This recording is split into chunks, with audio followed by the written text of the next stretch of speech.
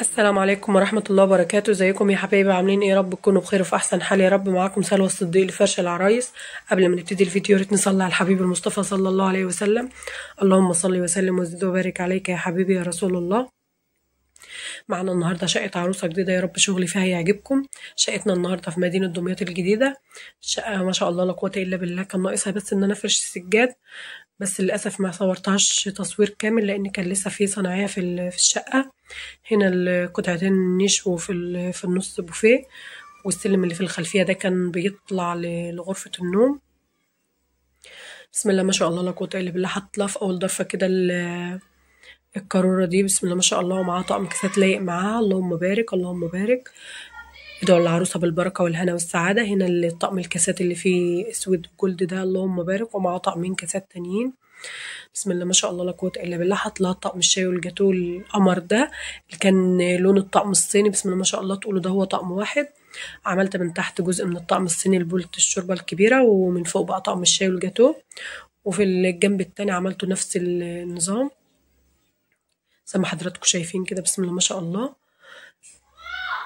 حطت لها طقم التسالي كده، اللهم بارك. البوفيه بقى كان مكون من 3 ظرف. حطت لها فيه الطقم الأركوبال الكامل اللي هو كان ما شاء الله لا قوة إلا بالله، الكامل الفرنساوي ما شاء الله لا قوة إلا بالله. كان رايق جدا ووردته هادية جدا، اللهم بارك. وزعته لها كده على ال3 أرفف. بسم الله ما شاء الله لا قوة إلا بالله، لأنه كان عدده كبير.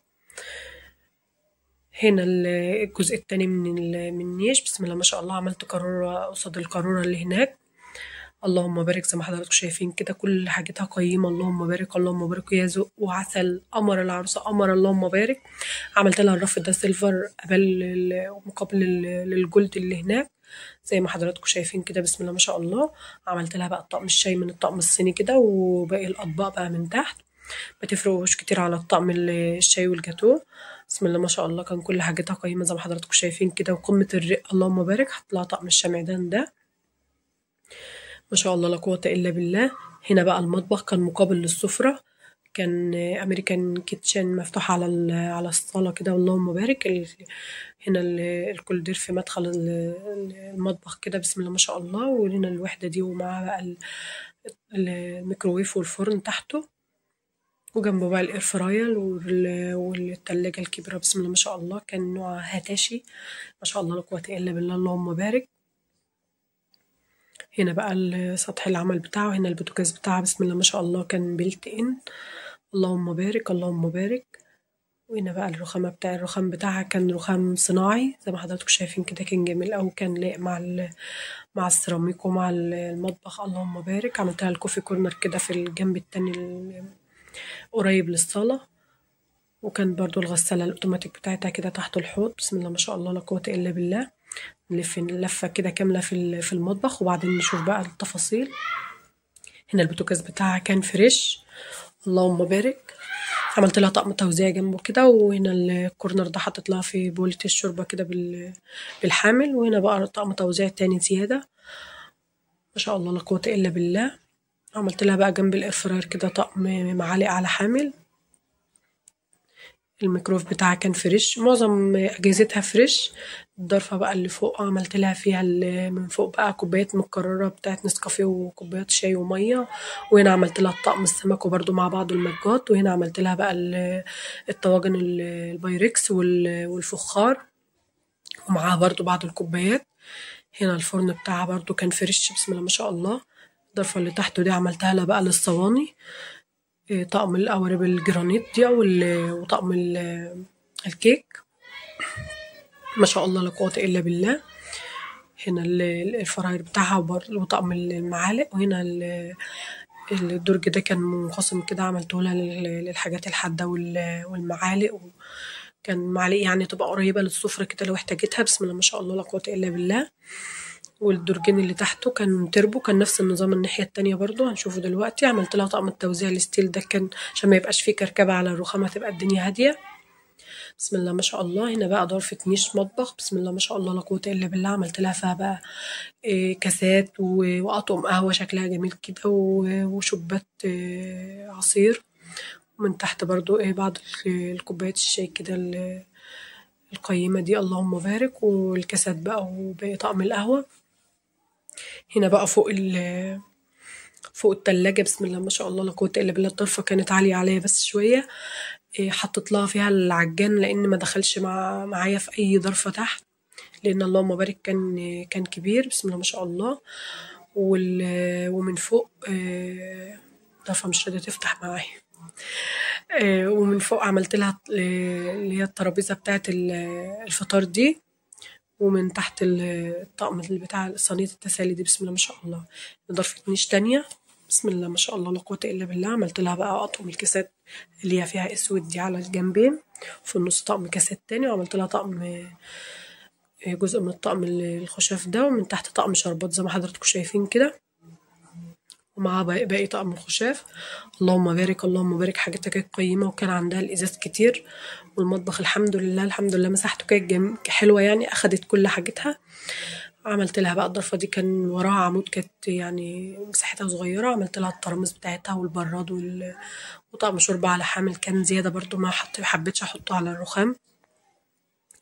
عملت لها في الضرفة الزاوية دي طقم الأكروبايركس كامل كده، وزعته على 3 أرفف بسم الله ما شاء الله لا قوة إلا بالله. كان جميل جدا. الطقم ده شفته عند كذا عروسة، اللهم بارك.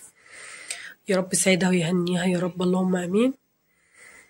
هنا الضرفة دي سبتها لها كده للخزين عشان هي كانت قريبة للبوتاجاز. بسم الله ما شاء الله لا قوة إلا بالله. عملت لها في الزاوية دي طقم الجرانيت، طقم التيفال. اللهم بارك اللهم بارك. كان لون الطقم الجرانيت تحفة باللون الرمادي كده، وهنا اللون الطقم التاني كان معظم حاجتها جرانيت يعني، اللهم بارك. بسم الله ما شاء الله لا قوة إلا بالله. وزعته لها، كانت الزاوية كبيرة كده زي ما حضراتكم شايفين، ومن تحت حطيت لها القارب ده والصينية والمقالي وطقم ستيل بقى ببرادته بكنكه بكله. وهنا جوه طقم صواني ألمونيوم، وبرده صواني كيك وكب كيك كده جوه. بسم الله ما شاء الله لا قوة إلا بالله. الزاوية كانت اللهم بارك كبيرة، أخدت كل حاجتها يعتبر. وهنا كان طقم فتحت على الرخامة كده بسم الله ما شاء الله. كانت جايبة بقى التوابل بتاعتها زي ما حضراتكم شايفين كده، مكانتش حباها على الرخامة، عملتها لها في الدرج كده زي ما حضراتكم شايفين، ومعاها بقى كل حاجتها اللي هتستعملها على البوتاجاز. اللهم بارك. وكان نفس النظام هنا تربو، ده بقى مكان الأنبوبة. هنا الدرج ده اللي هو العميق ده بسم الله ما شاء الله، حطيت لها فيه طقم الجرانيت ده بالمقلاية كامل يعني، ده اللي هتستعمله. حطيته لها قريب لإيديها بسم الله ما شاء الله. وكان هنا جنبها التربو. اللهم بارك. شوفوا شكل الرخام ما شاء الله. هنا الزيتة برضو كانت قريبة على ايديها جنب ايديها خالص. هنا طقم الكاندي بسم الله ما شاء الله، حطيته لها كده. هنا الغسالة بتاعتها كانت LG، حط لها طقم سكاكين بقى جنبها جنب الحوض. وهنا الكوفي كورنر زي ما قلت لحضراتكم. الظرف دي اللي كانت جنب الباب عملت لها بقى، هي كان تحت الحوض عملت لها اطباقها البلاستيك بقى، الكبيرة والصغيرة وكل الحاجات يعني، يعتبر يعني أطباق الغسيل فاكهة وكده، وغسيل الرز. وعملت لها الضرفة التانية بقى اللي علب التلاجة كاملة وعلب الخزين بسم الله ما شاء الله لا قوة إلا بالله. اللهم بارك. عملتهم لها كده زي ما حضراتكم شايفين. هنا بقى الكوفي كورنر عملت لها طقم القهوة وكاتل شاي وكاتل قهوة اللهم بارك، وطقم صواني خشبي، وطقم المجات، طقم المشروبات بسم الله ما شاء الله. الضرفة بقى اللهم بارك كانت عالية كده زي ما حضراتكم شايفين. عملت لها بقى البرادات بقى والحاجات العسل، اللهم بارك اللهم بارك، جميلة جدا رقيقة، حاجتها رقيقة واختيار جميل اللهم بارك. وعملت لها المجات اللي عليها الميكي ماوس، وعملت لها الكوبايات اللي هي بتاعت اللبن. وهنا عملت لها كاسات، وعملت لها المجات اللي عليها فلومكا بينك دي تحفة اللهم بارك، عملتها لها كده في الواجهة. وهنا بقى باقي المجات القابل برضو وسكرية بقى وكوبايات زي ما حضراتكم شايفين كده. اللهم بارك اللهم بارك. قولوا رأيكم بقى في رصتي في المطبخ، عرفت اوفق كل حاجة مع بعضها ولا لا؟ هنا بقى رفعت لها الحاجات اللي هي المكررة، كاسات زيادة عندها اللهم بارك كتير. عندها طقم خشاف هنا على صينية حطيته لها برضو فوق كده زي ما حضراتكم شايفين، وحواليه مجات بسم الله ما شاء الله. عايزاكم تقولوا رأيكم في ذوق العروسة وفي رصي، وتدعوا العروسة بالبركة والهنا والسعادة. هنا رفعت لها الكوبايات برضو الزيادة مكررة كتير فوق. وهنا حطيت لها طقم العشاء بتاعها كان لونه تحفة اللهم بارك، وعملت لها برضو مجات كده وكوبايات بسم الله ما شاء الله. يا رب سعيدها ويهنيها وتدوب حاجتها في الهنا والبركة والسعادة يا رب، اللهم آمين. بسم الله ما شاء الله لا قوة إلا بالله. يعتبر الجنب اللي على الحوض ده كله ازاز، اللهم بارك اللهم بارك. باقي بقى الكوبايات بتاعتها شبات ميه ومجات كيوت كده جميل، اللهم بارك، حاطه في الواجهه. وهنا برضو فناجين قهوة بقى وطقم قهوة اسود كده كان جميل، وزعته كده بالمنظر اللي حضراتكم شايفينه كده. قولوا رأيكم بقى في رصي، متنسونيش في دعوة حلوة من القلب. عملت لها هنا بقى الأجهزة بتاعتها، قريبة للحوض وقريبة للفيشة وقريبة للبوتاجاز، المضرب البيض والتوستر فوق، ومن تحت الهاند بلندر كامل بالخلاط بتاعه ما شاء الله لا قوة إلا بالله، يعتبر كان طقم على بعضه. هنا بقى الصواني اللي هي الستيل الجولد دي، عملت لها على طبقة الكاندي ما شاء الله لا قوة إلا بالله. لو عجبكم بقى المطبخ متنسونيش في اللايك وتقولوا رأيكم بقى بكل صراحة، وتدعوا لي دعوة حلوة من القلب في الكومنتات، وتشيروا الفيديو كتير عشان كل العرايس بتاعتنا تشوفه، وتقولوا كلمة حلوة للعروسة عشان هتشوف كومنتاتكم. وعقبال كل العرايس، وربنا يسعدكم ويهنيكم يا رب، اللهم آمين. انا كنت نسيت الدرج ده اللي هو ناحية البوتاجاز، حاطط لها فوط المطبخ، وتقوم بقى توزيع بتاعت البطاطس دي بسم الله ما شاء الله. من تحت بقى هم برضو 2 تربو، وهنا عملت لها البلانشة بتاعتها وطقم حامل برضو، بوريكم ان هو نفس النظام اللي هناك ما شاء الله لا قوة الا بالله. حتى لون الفتحات كان كيوت وجميل كده، اللهم بارك اللهم بارك. كنت عاملة ستارة قمر برضو على الشباك بسم الله ما شاء الله. يا رب يسعدها ويهنيها يا رب، وتدوب حاجتها في الهنا والبركة والسعادة، ويرزقها الذرية الصالحة اللهم آمين. هي كانت وعداني ان هي تصور لي الشقة يا جماعة، بس خلت بيا، ربنا يسعدها. فقلت بقى انزلها لكم عشان ما اتأخرش عليكم اكتر من كده. كان ناقص بس السجاد ما كانش جاف، عشان كده ما فنشتش. غرفة الأطفال بقى أنا كنت برضو فنشتها وفرشت سريرها وكله، بس كان الستارة بتاعتها وقعت وكانوا بيعملوها، فما عرفتش أصور بقى إلا الدولاب زي ما حضراتكم شايفين كده. عملت لها مفرشة الأطفال، الحفا الأطفال والبطاطين والمفارش القطيفة، ومن تحت بقى الجنب التاني كده دفايات والفوط بقى عملتها لها زي ما حضراتكم شايفين كده بسم الله ما شاء الله. والملايات بتاعتها اللهم بارك، يا رب يسعدها ويهنيها. وعملت لها شلبي كده في الجنب. ندخل بقى على غرفة النوم. احنا كده طلعنا السلم اللي حضراتكم شفتوه في الخلفية دي، وطلعنا بقى على غرفة النوم بسم الله ما شاء الله لا قوة إلا بالله. السرير في المقابل كده اللهم بارك اللهم بارك. المفرش بتاعها كان قمة الجمال، بس التصوير ظلمه يا جماعة والله. اللهم بارك، جميل جدا ما شاء الله لا قوة إلا بالله. أنا بحاول أركز لكم في التفاصيل بس مش عارفة بصراحة.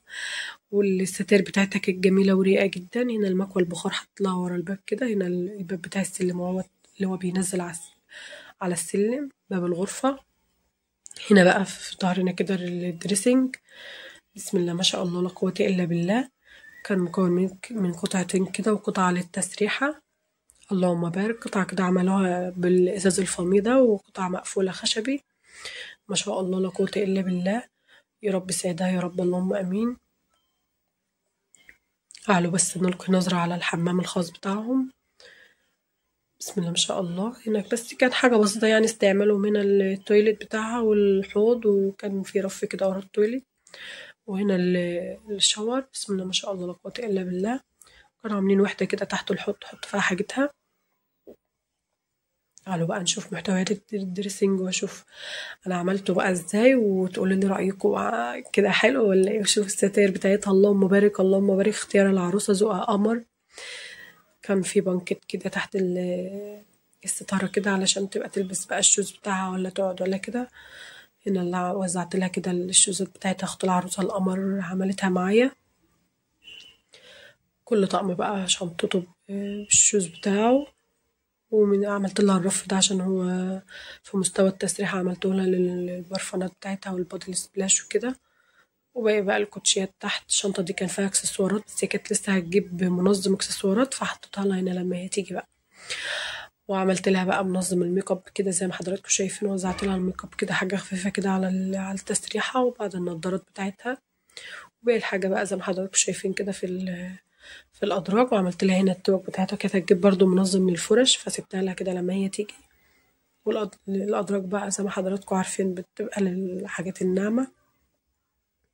وعملت لها بقى ركن صلاة كده عشان يبدأوا حياتهم كده بالبركة. وكان في مراية طويلة كده في الوجه بتبعدل ملابسها ولا كده. بسم الله ما شاء الله. عملت لها في الدولاب ده بقى البطانيات الكبيرة وبعض الدفايات. وكانت بقى هنا الشماعة طويلة شوية عملت لها فيها الدريسات بتاعتها. بسم الله ما شاء الله لا قوة إلا بالله.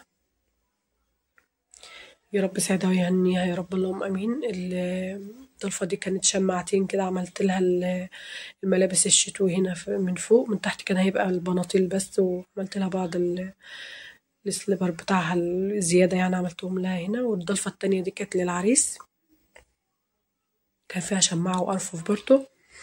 بسم الله ما شاء الله. عملت لها هنا بقى فوط استعملها. وباقي الفوط كانت في الأطفال زي ما حضراتكم شفتوا. هنا بقى الملابس بتاعتها بسم الله ما شاء الله لا قوة إلا بالله. عملت لها شتوي كده والقص في جنبه كده ومن تحت بسم الله ما شاء الله. اللهم بارك اللهم بارك. ربنا يسعدها يا رب ويهنيها. الظروف اللي فوق دي كانت عالية عليها نرصها وانا على السلم. عملت لها اللحاف كبير وبطانيتين اللي هما الصغيرين جنبها كده.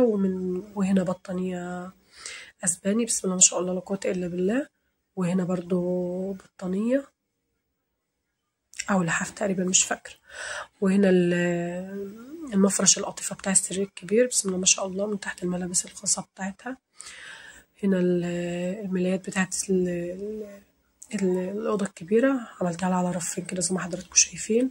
وكوفرتات بقى ودفايات بسم الله ما شاء الله من تحت. يا رب يبارك ويهنيها ويسعدها يا رب ما شاء الله.